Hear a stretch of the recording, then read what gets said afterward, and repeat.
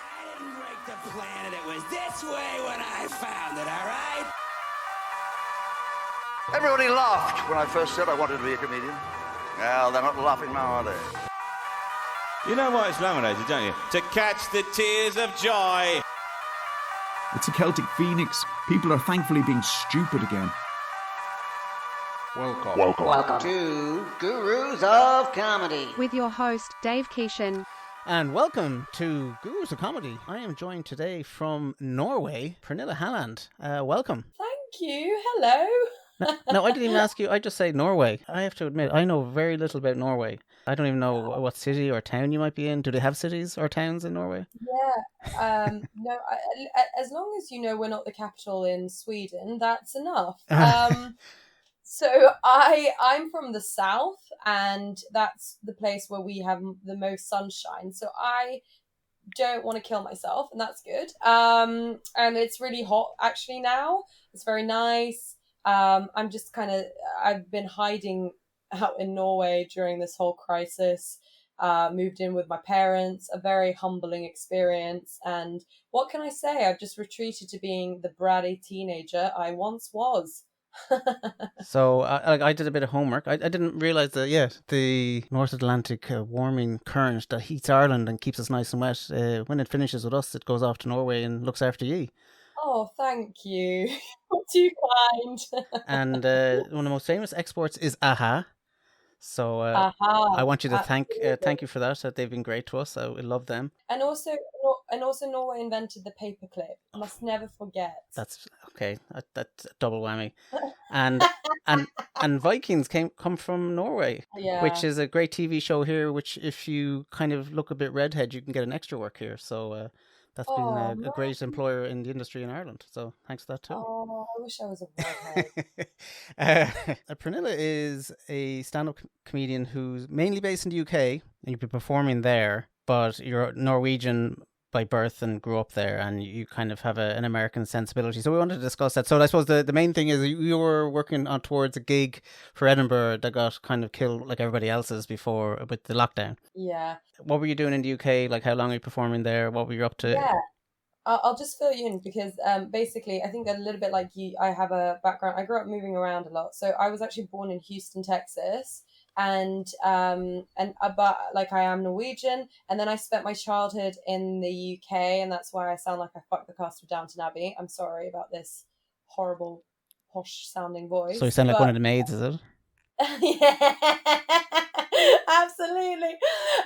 No, so basically I trained as an actor, and then I was like any other actor in London. I was unemployed, and I got into improvisation, and then that led me to doing sketch, and then actually like I spent a couple of years kicking about in London, and then finally got the balls to try stand-up. And once I started writing stand-up, I just couldn't stop. So I've been going for about like 4 years, and mainly in London and all across the UK. And then everything shifted, everything changed with the lockdown. And now I've returned home to my local trolls and started performing stand-up in Norway. And yeah, it's been good. Now, is that in Norwegian or in English? Do you know what? I'm a pussy. I do it in English, but I will do it in Norwegian, but it's kind of fun. I do this one bit in Norwegian, and it catches an audience by surprise because they don't expect it. So it's something I have up my sleeve. But it's hard because I feel like my persona is so British. I feel like my style of comedy is very American, but I sound like this, and then all my values, I'm a socialist, I'm a fat socialist, so all my opinions are very Norwegian and very liberal. So that's kind of my comedy. And I need to find the courage to do it in Norwegian. It will come one of these days. Well, that's interesting because I think, you don't sound Norwegian. I always found that because I sounded Irish, I would always have to mention it within the first 5 minutes, where people would be like, "Come on, say something," and then once you said it, it was done. But there's an American guy who performs in Ireland called Des Bishop, but at the start of his career, people didn't really know him, but he could do this wicked Dublin accent. Oh wow! And it's That's so cool. Americans just constantly going on about America, and then he just drops his perfect Dublin accent in the middle. You're like, what the fuck was that? Yeah, that's what I want. That's what I want to achieve. Mhm. And like I'm quite self-deprecating, quite dry, and quite like sarcastic in my humor. And actually, where I'm from in Norway, it's like they call it the Pearl in Norway. It's like literally the set of Frozen. It's gorgeous, and everyone is so fucking happy. And I have that accent, but I have none of the attributes that come with it. So I always say like I'm like a South End Norwegian. Just I've never lived there, and that's why I'm bitter and disappointed. And I just didn't have enough ice cream and sunshine growing up, so I'm not like my family and my nephews and whatnot. They're all so chilled, and they spend their time just surfing and enjoying life, and I'm like, nah, that's not me. Interesting. There's good surf in Norway, is there? Yeah, or like there's loads of. I mean, you have to have a boat. It's pretty. Like that part of Norway is all about a boat, all about kayaking, all about anything you can get up to at sea. That's like we live for. Wow, I didn't know that. Yeah, That's a lot colder, I'd say, than bits down here. yeah. I mean, you wouldn't think, but I don't know. We're crazy as well. We're like I'm so ashamed. Like every time the sun is out, everyone is just outside. Like you think the UK is bad, Norway's 10 times worse. Like literally the sun comes out, my mum is in her bra, she's just like soaking it up. Oh, that happened to me when I moved to Australia. We in Ireland, when it's sunny, you got to get out. Well, you were kicked out when you were a kid. Do you tan? No, but Oh. when we arrived in Australia, it was like every day was sunny. We were out. It was sunny every Yeah. day. We were out. It was like 3 months of it. I was absolutely wrecked. I was like, oh God, I Yeah. hope it rains today. I can't go out again. I'm wrecked. Yeah, exactly. I think it's good though. I think like darkness is good comedy, good for comedy. Like Well, it does people get you wanna inside, go doesn't it? inside. Yeah, exactly. So I think like it's good that the comedy scene in Norway has really blossomed. It's got such a strong theatre tradition, and now stand up. There's like a wave of stand up hitting Norway, and that's super exciting. Now, what is that stand up? Is it this? Is it the same? Is it different? Does it borrow a lot, or is it kind of its own I thing? think there's something like I watched The Norseman, and I'm like, that's it. It's this incredible. I think Norwegians are like they don't have the British filter of like I don't know, like they're so honest and so stupid. It's just fertile ground for like they're really funny, and Norwegians aren't. We're not known for being funny, but actually seeing the stand up, seeing the comedy here, it really is. It's very good storytelling. It's really good like characterizations, and we take the piss out of each other's accents because we're one of the like.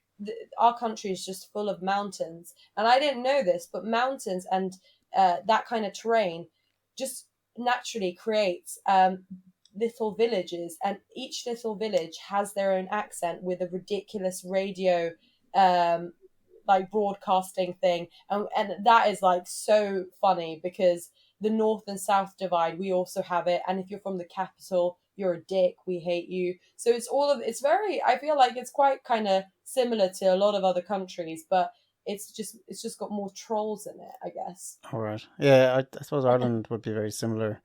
It was kind of a very isolated place, just you're stuck on the wrong side of hills, and you'd have accents that could be only like 20 kilometers apart from each other, but they'd be almost completely different. Yeah, exactly. And they don't So, they don't even identify with each other, you know. Yeah, and very it's very interesting. Like everyone, it's very tribal. The whole thing, like where you're from, where you grew up, yeah, I'm seeing a lot of that on the circuit, and it's cool. Like, and there are stereotypes, and it's a heavy play on that. I would say that I don't think I think the comedy here is much more open. I don't feel like anyone is too afraid of joking about things they shouldn't. I was quite surprised. I think I'm used to London, and I think everyone is so aware of cancel culture and whatnot. But well, that's here interesting. in Norway, Yeah, so anything goes. Yeah, cancel culture is a bit crazy, but like I imagine, like Ireland, the Ireland I grew up in the 80s had no immigrants, We had no one wanting to move here, so there was Yeah. there was no one of color of any kind. There was no Asians, there was Yeah. no blacks, no nothing, Yeah. and that's because they just didn't want to be here. And Mhm. so it was a very homogenous, we used to kind of figure out ways to hate each other just based on where you lived or if you had a tan. But now, like in the past 20 years, we've become like a very immigrant friendly place, and something like one in Yeah. 5 people. Oh, but Irish people are so friendly. You guys, you're just great. There's still Whereas tribalism. Like we can still Yeah. struggle about where you're from and what team you Yeah. support. And like I have the misfortune of being from 2 places, and they can't put you in Yeah. a box, so they get really confused. And so then when you kind of roll in all the kind of the melting pot, I'm sure London is, where they have like probably 50 years of immigration from their former colonies and everything else. Yeah. I'd say that makes it more much than more. that, more than that. Hmm. Like so like I think in 1902 there, just because I was playing Trivial Pursuit with my cousin, and there was like a question of like what was in some 19 number, what was the national dish for England, and it was curry. So like they've had it forever. Do you know what I mean? They've had it forever. Whereas in Norway, I think 30 years ago, 20 years ago, same thing. Yeah. Immigration is happening, and like Sweden and Denmark have done a shitty job at kind of like what's happened is they've created like more kind of closed areas where people, so there isn't that kind of like it's hard anyways. It's hard coming to Norway. It's a monoculture. We all think and act the same, and if you are different, it can be hard if you don't know that culture.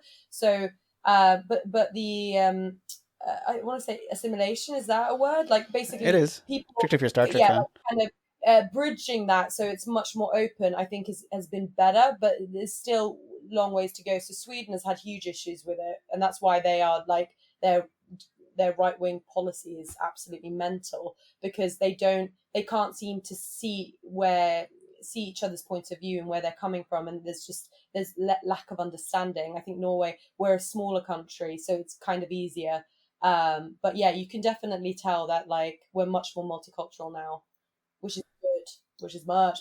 But I suppose that brings it back to like the cancel culture. Yeah. There's probably jokes now that are not unacceptable in Norway, but you just couldn't do in the UK anymore, just because it's exactly, yeah. No, and I think as well, like watching films and TV, you just cringe. Like watching the shit that we had to watch in the 90s. I'm like, Hey, like there's I'm so sick of many people laying moments into Friends. I think it's a good show. Yeah.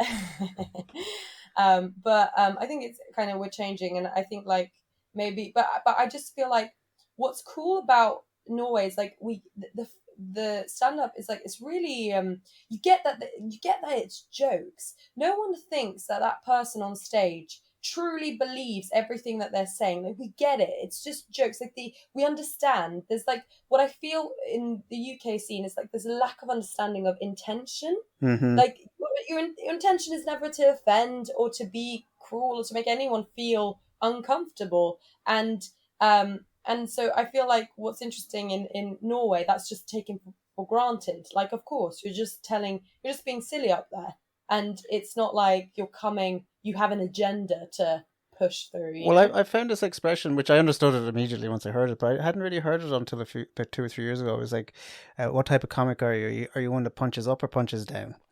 And I wasn't. So well, I was kind of, if I would describe it, I would punch up, but I was never punching at anybody. Personally, that's just not where my humor goes. no, exactly. But I knew people. It's like that's their shtick, that's their style or something. But I knew that they didn't actually really mean what they were saying. But people are now saying, "Oh, you can't do that."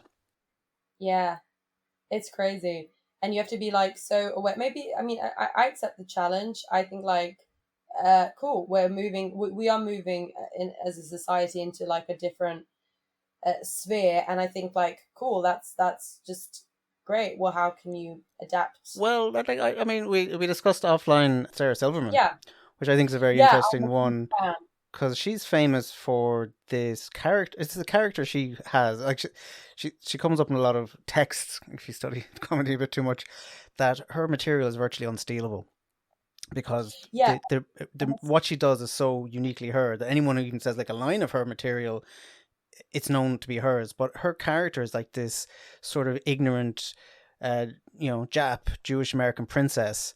Yeah. But when you look at what she's saying, it's pretty kind of racist, like the deboning a baby for a jewel in their tailbone. That just seems... Yeah, so we're talking about her special, and actually had interviews with her. Like, Jesus is Magic, I think, is an incredible special. Like the thing is, what she's doing is saying opinions she doesn't mean. Like, I like, it's a character, and it's why I think it works. Like, people are like, oh no, she, blah blah blah. But like, why it works is because it's so ridiculous. Like, it's so out there, and it's exactly like, she's so unique, and you can't copy that. Like, you can't copy authenticity, and she's a terrific joke writer. And I think with her heightened point of view, aka her character, it's so like, it's so out there. Of course it's a joke. Of course she doesn't mean what she's trying to say. And yeah, of course, like, she said that, like, after she completed that special, she was really lost.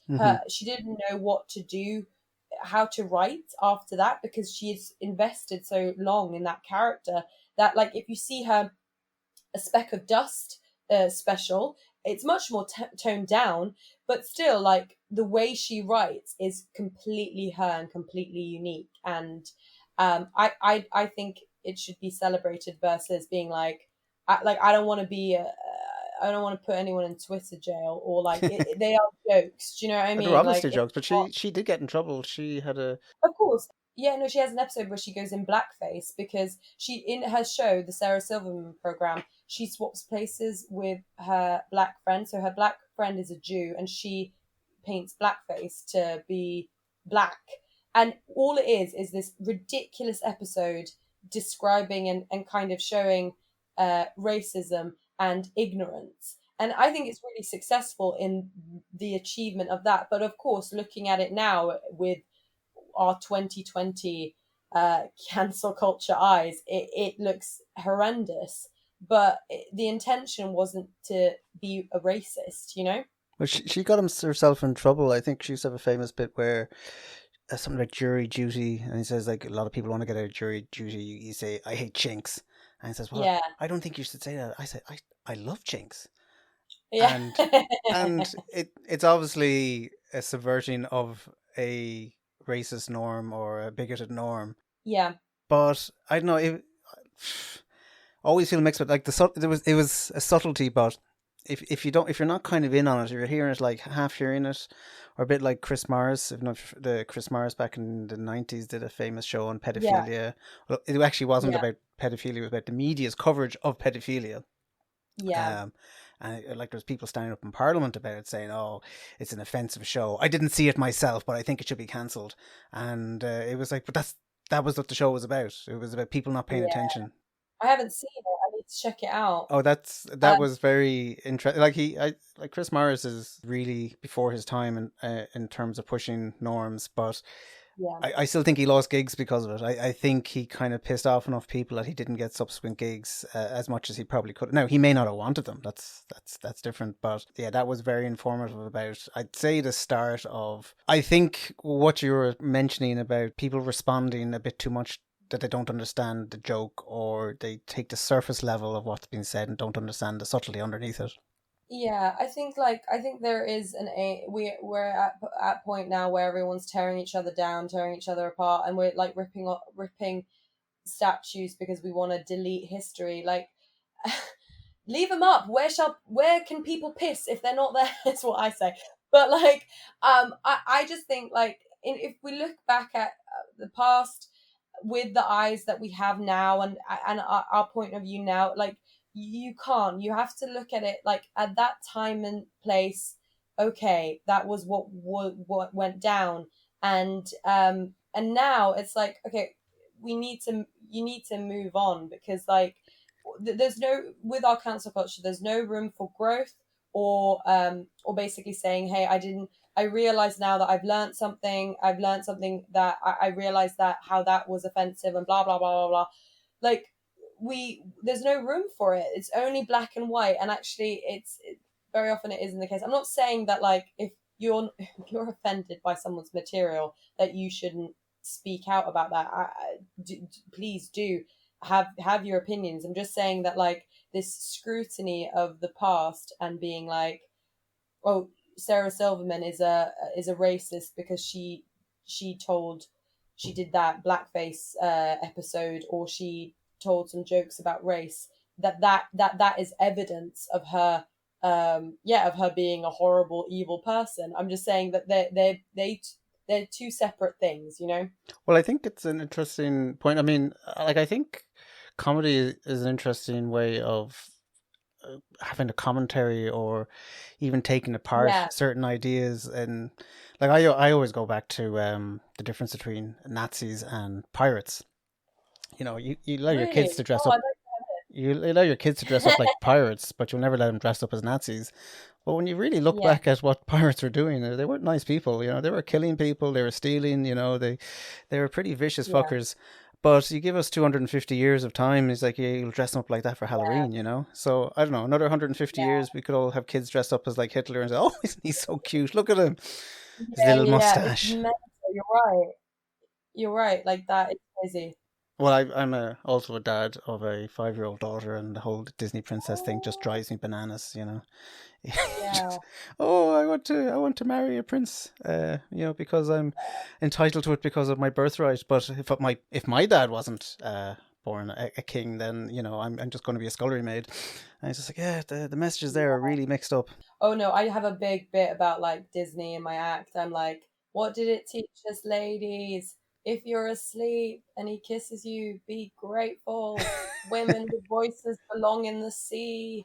If you get kidnapped by a hairy beast, fall in love. Eventually, he might stop beating your dad. Yeah. And it's just like what Disney's saying to young girls. And I think as a woman, I hate this about myself as well. I hate the internalized patriarchy I have, like how I act in relationships. Oh, it makes me so furious because I can't help it because it's subconscious. Like we've all, whoever you are, you've grown up in this world, and if COVID and the Black Lives Matter march, if it can be anything, can everyone just like realize you're a big shit? Like I'm a shit, and I have loads of biased like prejudices that I need to address, and especially in terms of Disney and patriarchy and how I act in relationships. I'm so annoyed. I always turn into like I'm just such oh my god, I just like this suburbia housewife pops out, and I'm like, I didn't know she existed in here, but she's just like, dinner, laundry, may I cup your balls? Like, she's just horrible. This version of myself, and I hate it. And I just think like everyone, the thing about pointing fingers, it's just, it's you look at yourself as well, you know. So, well, let's talk about Disney princesses. Norway and Frozen and Arendelle. That must be like heaven for you, because she's pretty kick-ass. She's pretty much like a superhero now with like these ice powers, like straight out of X-Men. So it must be like a win-win. Yeah, actually, my nan lives in Arendelle, where they nicked the name. Right, from. actual Arendelle. I get Frozen. No, I mean, I think it's cool. I think it's like she's one of the first. No, she's not one of the first, but like, other than Jasmine and Mulan, like, she gets to wear pants, so that's great. Well, I did see an analysis that since about 2012, they've stopped knocking off all their parents. I think Frozen was the last time where their parents were killed off to kind of give them that they all kind of have a different thing now. And anyway, sorry, I maybe know way too much on Disney princesses. I did actually try and get a Disney shop employee fired. Yeah, we were at the cash register, and she referred to Elsa as Princess Elsa. I was like, she's a fucking queen. If you don't give me this, I'm getting you fired. I said, no, please, sir, no. You, that's adamant. That is determination right there.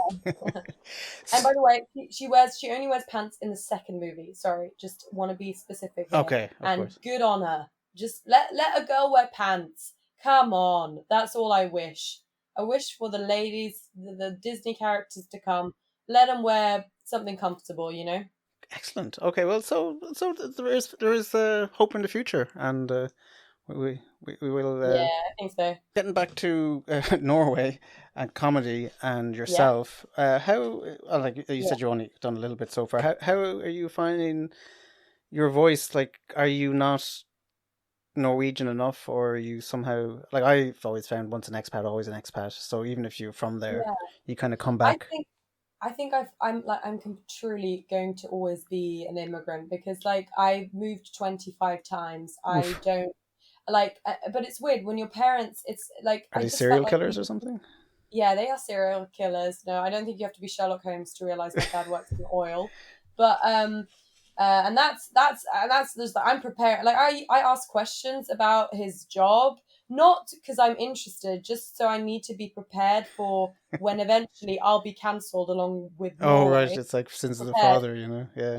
Yeah. So that's happening. But no, I just feel like I think I'm more comfortable with international people who've moved around a lot, and I feel like there's great sides to Norway, but there's also a small mindedness. There's also like socialism is wonderful, but when we all have to be the same and we're not, and then we're pretending we are all the same. Like when I moved to Norway, I moved finally at the age of 12, and I spoke fluent English, and I had to sit in a classroom and learn I am, he, she, it is. And I wasn't allowed to go up a level because we're supposed to be the same.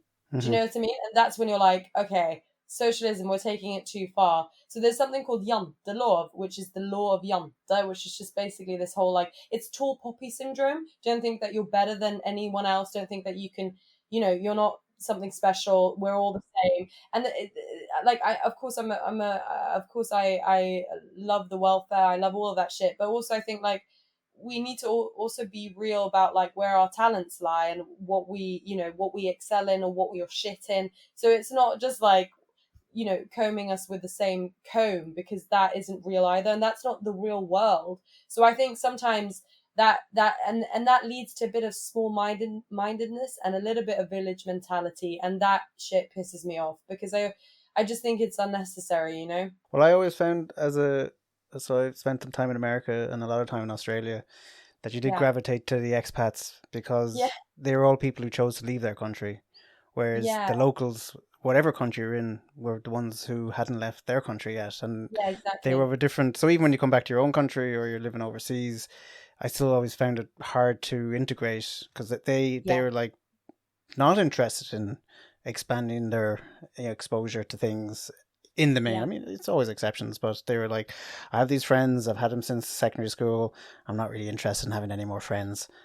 I love that. I love that you brought that up because that's so true. So in Norway as well, the culture, like your school friends are your friends throughout life. Like, and that's fascinating. Like I was never able to do that just because I moved countries, and you're just a kid, you don't really know what's going on. But I think there's something really beautiful in like these. So what I love about the Norwegian culture, and I see it in the comedy as well, is this earnestness and this like genuine like, you're my friend, I am your friend, and it's for life. Do you know what I mean? Yeah, well, it's like you have to bury a dead prostitute at 4:00 in the morning. You have to call someone. Speaking know. From experience here. Oh God. No, but you're right, and I think like actually like now I'm 31. I think like I felt very rootless in like a lot of my life because I didn't have that kind of centered gravitas. Like when I grew up, I was just like in a bubble. We spoke Norwegian at home and then British or any other language outside, and I didn't understand why. I didn't really question it, and actually, I've appreciated coming back because I've not been back for this amount of time for about like 15 years, like 4 months in my hometown, like never, so I've really appreciated it. It's been like I've just feel more grounded, and also the world is insane and crazy, and it's just felt good to be amongst loved ones and family members and stuff, and I didn't something I maybe took for granted before, but definitely now I'm much more aware of it. Well, I hope it all works out for you. I mean, I think everybody is reassessing their entire life choices at the moment. I think so. I think if you're not, something's fucking wrong with you. I'd say once lockdowns start to dissipate, I'll say you'll see a lot of relationships kind of amicably break up. It's already started. Yeah, it's like yeah, no, I want to do something different now. Yeah, But there's nothing like being cooped up with the one person you said until death do us part to realize you hate them. so what are you up to? What creatively? You've been doing a bit of podcasting of your own. Yeah, it started and then kind of I'm basically I'm reworking it as we speak. I am writing a lot, and now basically I did one gig, and now I've got 9 lined up all across Norway. So I'm hitting up Oslo, Bergen, Trondheim. So I'm just like wherever a bus, train, goat, cow, chicken will take me, I'm there. You know.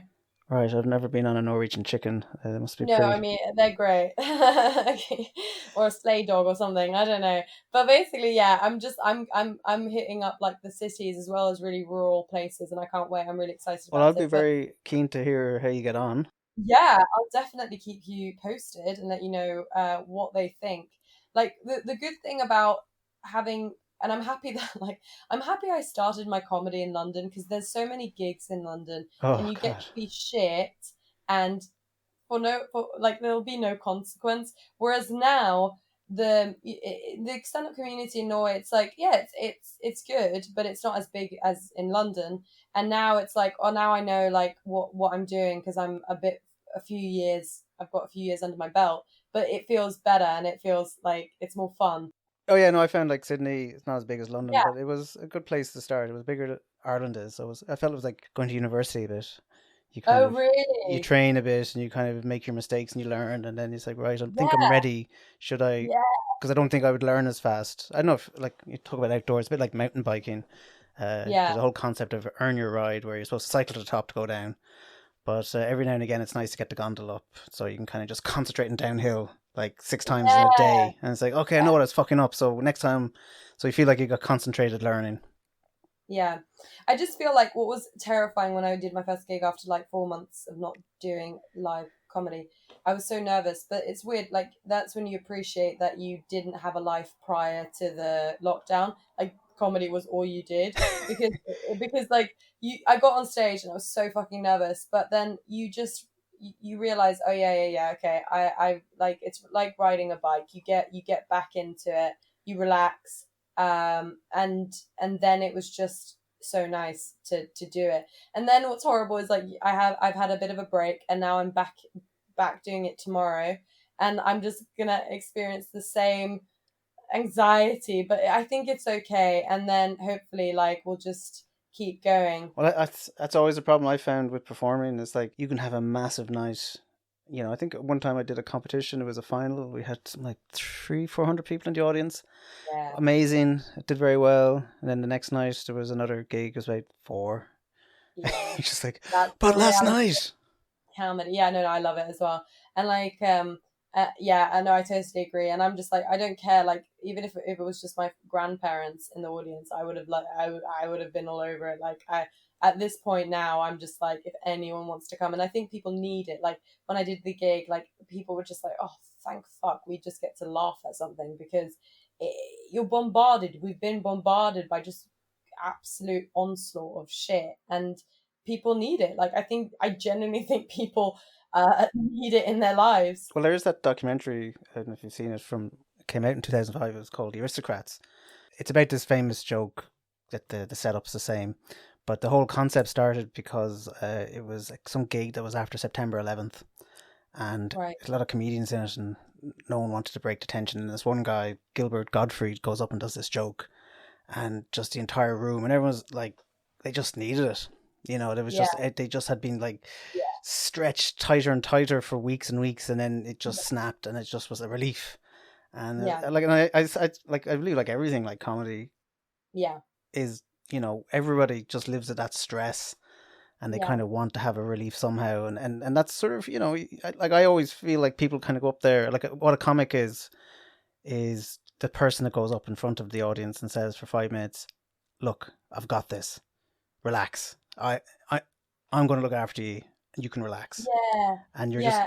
you're controlling the next 5 minutes for them, and that's all they want. Yeah. Exactly.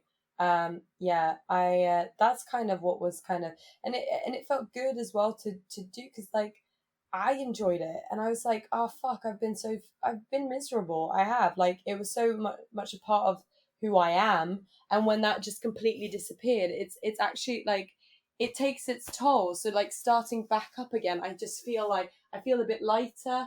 I just feel like, oh yeah, great. Like I need it as well, and I think that there's that pact with the audience that like we're gonna be okay. we're gonna have a good time. Well, I'd like to wrap it up and thank you for coming on today. No worries. So No, your podcast is The Right Kind of Wrong.